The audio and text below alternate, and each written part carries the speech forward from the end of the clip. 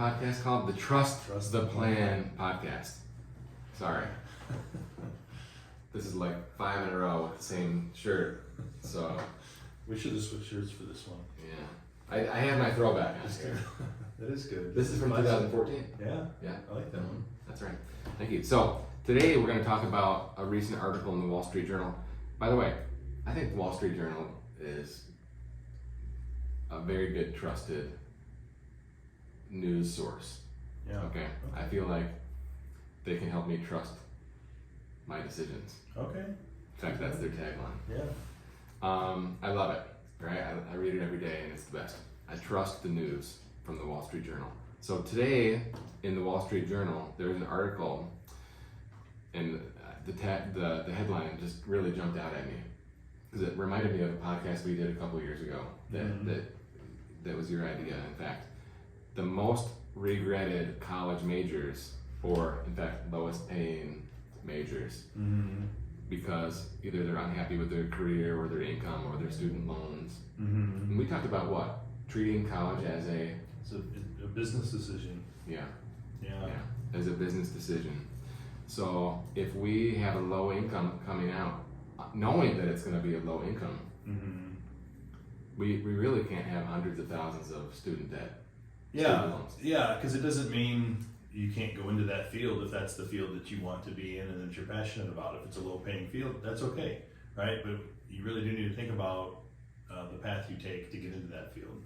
And like you said, jumping into hundreds of thousands in college debt is not a good start. And we tend to look at it through the lens of debt, but there's other factors as well. But according to the journal, 2 out of 5 regret their major, and the biggest areas were arts and humanities. Okay, so a full half of people regret their arts and humanities major, whereas only 24% of engineers regret that major. Okay. So I'm not an engineer mindset at all. I do like math, but not coding. Right? I can't learn to code. I tried. But you gave it an effort, right? I did. I signed up for computer science for non-engineers, and it killed me. Yeah, I actually tried. I thought I'd be a computer science major, and that lasted it didn't even last the whole semester. I mean, I got through the semester, but I knew 2 weeks in that this wasn't for me.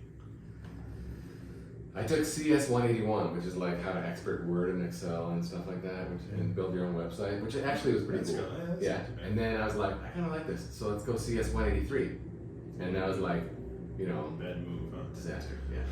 So I had to look. I was never in this position before, but I had to look up the drop deadline. When can you drop this class without it actually hurting you? Right? Like it never happened. Right. Like a do-over, right? Yeah. So it was like 2 or 3 weeks in. So I was able to drop it and then pivot to Psychology 111. Okay. I was a senior, okay? Psychology 111, learning to learn.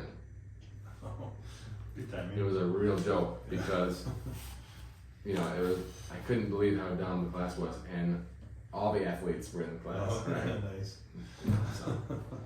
So I knew it was going to be cake. Yeah. So anyway, here's an interesting trend as well. Over the last 20 years, history, English, religion, these majors, down by a full 50%.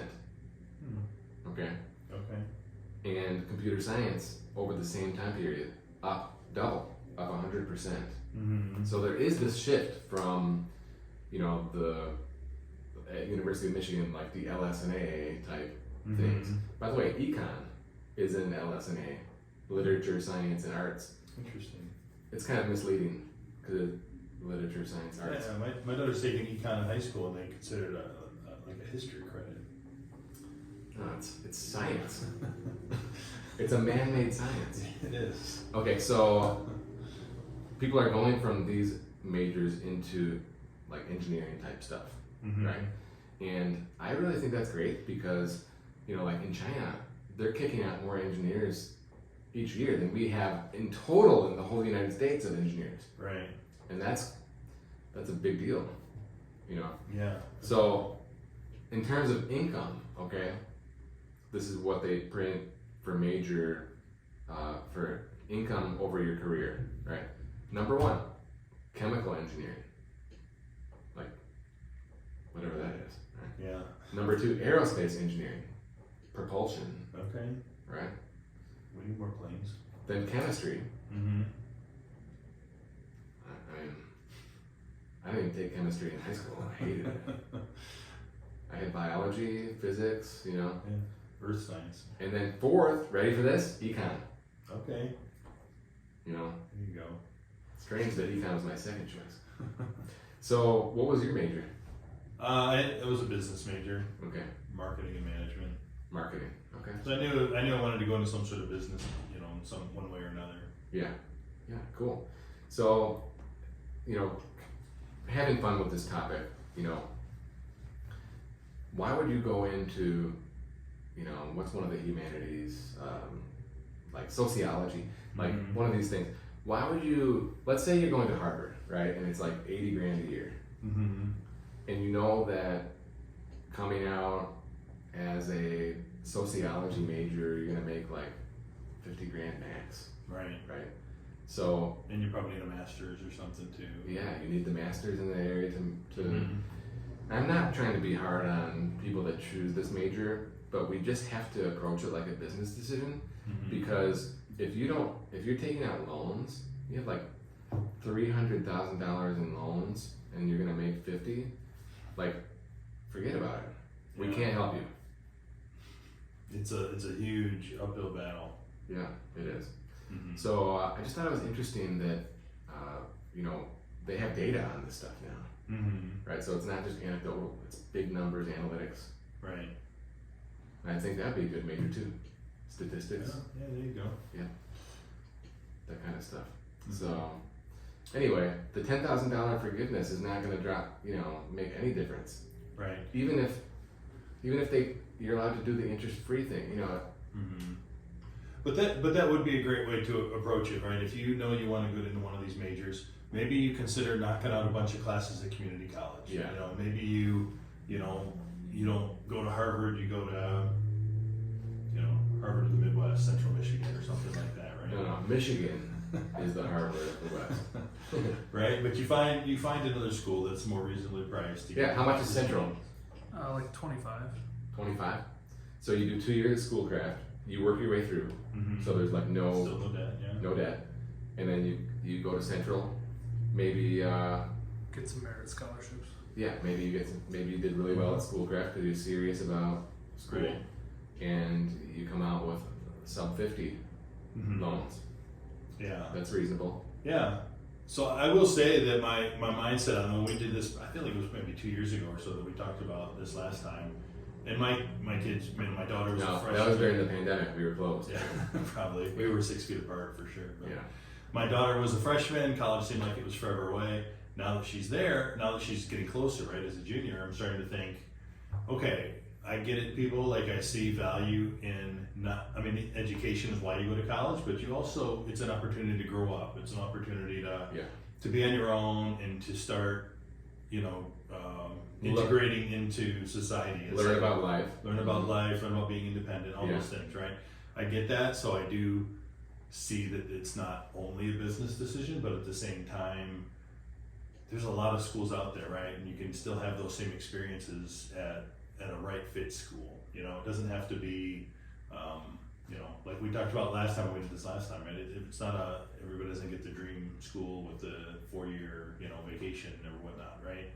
These same lessons can be learned at a variety of different places that fit into the budget and fit the major you're taking and help you to come out in good shape. It's interesting that you bring up your children, right? Like you think we've been reflecting on our own experience so much, but now, right, the next generation is coming up, and you think about what was important to you with your choice, and how do we pay for it, and what do we think we could earn coming out. Well, our children, right, they can follow right in your footsteps, or they can be complete opposites, Mm-hmm. right? Like Sam Bernstein, they're all lawyers, right? Yeah. Like one of my kids, I feel like is gonna go opposite, right, of Mhm. what I did. Another kid is like following right in my footsteps, So, it's hard. It's like you want to see them. I don't know. I'm just kind of talking out loud here, but it's kind of interesting to see which path they might fall on, same or different. But I don't know. I just don't know. Yeah, but just to help them, whatever their path is, right? Help guide them to a situation that's good for them. Yes. And if it's maybe one of your kids wants to be an art major, right? Well, let's not pick the $100,000 a year art school to do that, right? Yeah. Let's figure out how to do that reasonably. Just still make it a business decision to go along with the life lessons. Absolutely. And if you enjoyed me butchering my last thought, you should subscribe and smash the bell or whatever. But we do think that you should watch it on YouTube because you get to see us wearing the same shirt every single time. Every day. Yeah. It's our uniform. It's like a uniform, yeah. So what should you do if you want to talk to us about college as a business decision one-on-one? I would go straight to peakwm.com. You can learn about us on there. You can find our meeting link, set a meeting with us, book a phone call, book a Zoom meeting, whatever it is that works for you. We'd be happy to chat and see how we can help. Excellent.